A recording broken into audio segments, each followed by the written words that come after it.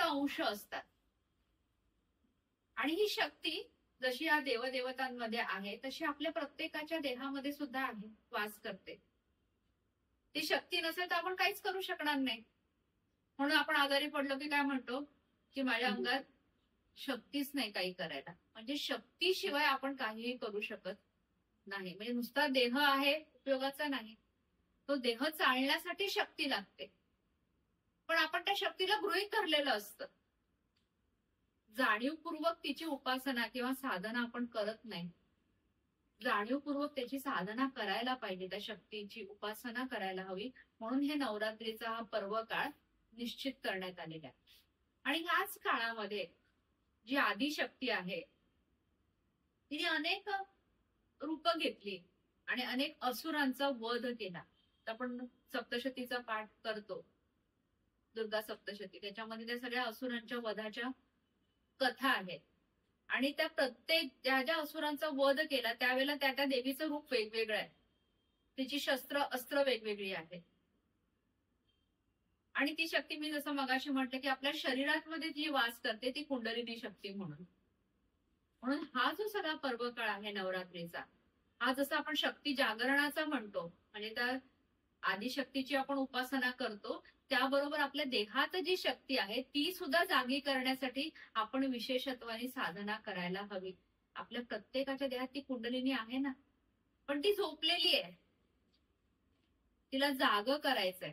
तर जाग करण्यासाठी हा सगळ्यात अनुकूल असा काळ आहे. जेव्हा आपण आदिशक्तीची उपासना करतो तेव्हा ती आपली जी कुंडलिनी शक्ती आहे, जी आपल्या पाठीच्या म्हणतात सगळ्यात शेवटच्या नाभिस्थानाच्या मागे, तिचं मुख खाली आहे, म्हणजे खाली तोंड केलेली एखादी नागिणी कशी असावी तशी ती आहे, 3.5 वेटोळे घातलेली.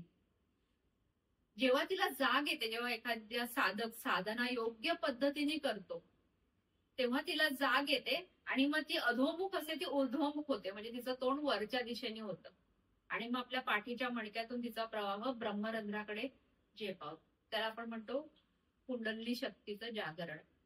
संत श्रेष्ठ श्री ज्ञानेश्वर महाराजांनी हे 6व्या अध्यायात ज्ञानेश्वरीच्या पूर्णपणे कुंडलिनी जागृत कशी होते याचं वर्णन केलंय. पण ही कुठली योगिक क्रिया नाहीये, ती दोन्ही पातळीवर असते. आधी सगळ्यात मनाच्या पातळीवर असावं लागते, मन, बुद्धी आणि मग शरीर. आणि ती क्रिया सुरू होण्यासाठी आधी मन आणि बुद्धी याचं ऐक्य असावं लागतं. म्हणून ज्ञानेश्वर महाराज झाले की जेथे मन आणि बुद्धीचे ऐक्य आहे आणि तिथेच आपली गडबड होते. जोपर्यंत मन आणि बुद्धी आपली एक होत नाही तोपर्यंत कुंडलिनी जागृतीची प्रक्रिया सुरू होत नाही. पण आपण लौकिकात नेहमी व्यवहार करताना काय बघतो, आपलं बुद्धी एक सांगते आणि मन भलतीच गोष्ट करत असते. खरं तर मनावर बुद्धीचा अंकुश पाहिजे, म्हणजे मन बुद्धीच्या ताब्यात पाहिजे. का? कारण बुद्धी ही सात्विक आहे आणि मन आहे हे रजोगुणी आहे, ते चंचल आहे, क्षणात इकडे तर क्षणात भलतीकडे. अगदी आता इकडे बसतो तरी घरचा विचार कधी आपल्या डोक्यात येईल सांगता येत नाही. मध्येच वाटेल आता पाऊस सुरू झाला तर घरी कसं जाणार, काही विचार येऊ शकतो. मन 12 वाटा धावतच असतं. मात्र बुद्धी जी असते तिचा गुण आहे स्थिर राहण्याचा. जर तिने कंट्रोल केला मनावर तर मन आणि बुद्धीचं ऐक्य घडून येतं आणि मग त्याचा परिणाम आपल्या शरीरावर दिसायला लागतो आणि मग ती कुंडलिनी जागृतीची प्रक्रिया सुरू होते. हा जरी पर्वकाळ पूर्णच महत्वाचा जरी असला तरी मुख्य ती देवी जी भगवती प्रकट झाली महिषासुराच्या नाशासाठी. नाश झाला दसऱ्याच्या दिवशी विजयादशमीला, म्हणून त्याला आपण विजयादशमी म्हणतो. पण युद्धाला प्रारंभ अष्टमीला झाला, म्हणून आज युद्धाला प्रारंभ झाला आणि दसऱ्याच्या दिवशी त्याचा नाश झाला. हे युद्ध चालू होतं. आणि महिषासूर म्हणजे असुर, तो एक तेव्हा होऊन गेला. पण असुर म्हणजे काय हो? राक्षस, म्हणजे ज्याची वृत्ती वाईट आहे त्याला आपण म्हणतो राक्षस. आता माणसांमध्ये सुद्धा राक्षस दिसतात की आपल्याला, पेपरात एवढ्या बातम्या येतात तेव्हा काय म्हणतात, ते मनुष्य रूपातले राक्षसच येते, इतक्या क्रूरतेने वागतात. त्यावेळेला ती शक्ती प्रकट झाली आणि तिने त्याचा नाश केला. आणि प्रत्येक वेळेला हे राक्षस बाहेरच असतील असं नाही, आपले जे दुर्गुण आहेत ना ते सुद्धा राक्षसच आहेत. क्रोध एक प्रकारचा राक्षस आहे, कामना राक्षस आहे, वेगवेगळ्या इच्छा होणं, अमुक पाहिजे मला.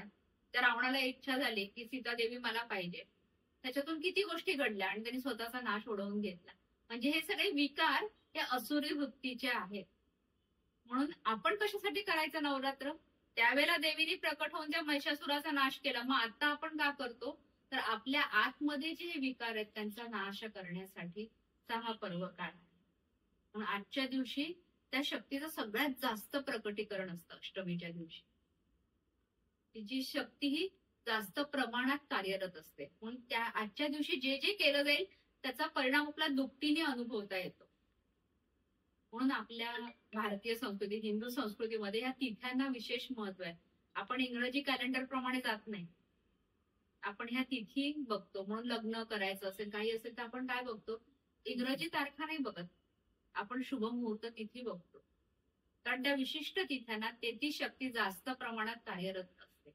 तर आजच्या या तिथीला देवीची सगळ्यात शक्तीचा प्रभाव सगळ्यात जास्त आज आहे. म्हणून तिच्या आवाहनासाठी आपण हा यज्ञ करतो. आणि मी जसं सांगितलं तसं की आपण काही मागत नाही इथे देवीकडे.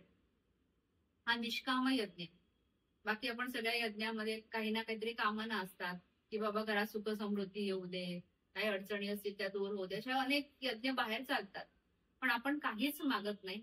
कारण भगवंत सांगतात, की ज्ञानेश्वर महाराजांनी पण सांगितलंय की जो मागत नाही ना भगवंत जास्त अंश असतात. आणि ही शक्ती जशी या देवदेवतांमध्ये आहे तशी आपल्या प्रत्येकाच्या देहामध्ये सुद्धा आहे, वास करते.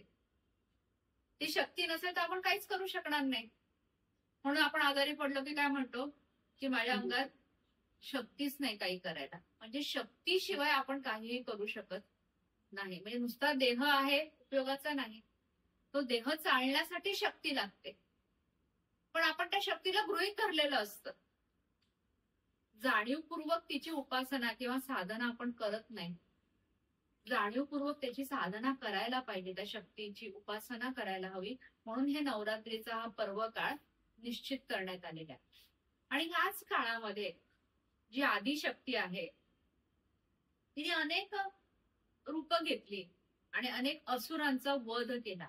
आपण सप्तशतीचा पाठ करतो, दुर्गा सप्तशती. त्याच्यामध्ये त्या सगळ्या असुरांच्या वधाच्या कथा आहेत. आणि त्या प्रत्येक ज्या ज्या असुरांचा वध केला त्यावेळेला त्या त्या देवीचं रूप वेगवेगळं